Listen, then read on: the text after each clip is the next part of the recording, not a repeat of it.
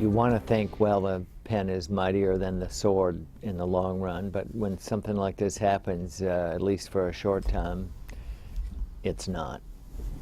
Joel Pett won a Pulitzer Prize for his work as an editorial cartoonist.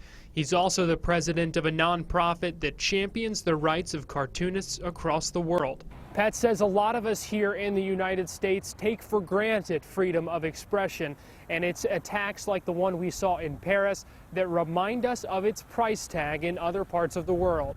It's just easy to forget that this stuff is a right. It doesn't have to be speech that you particularly agree with. In fact, it's interesting how often it's not. Pett says cartoonists every day face people who don't like their work, but it normally isn't a big concern. Well, here in the Bible Belt, if you knock people's religion, they're more likely to contact you and tell you that they're praying for you.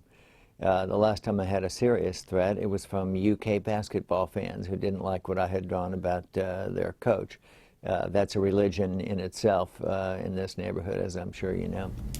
The product of Pett's pen on this day, standing with the fallen members of what he calls a close-knit community. Some of my pals. In Lexington, Garrett Weimer, WKYT. Well, Pett says the attacks also remind him that those with a platform have the obligation to provoke the right people for the right reasons.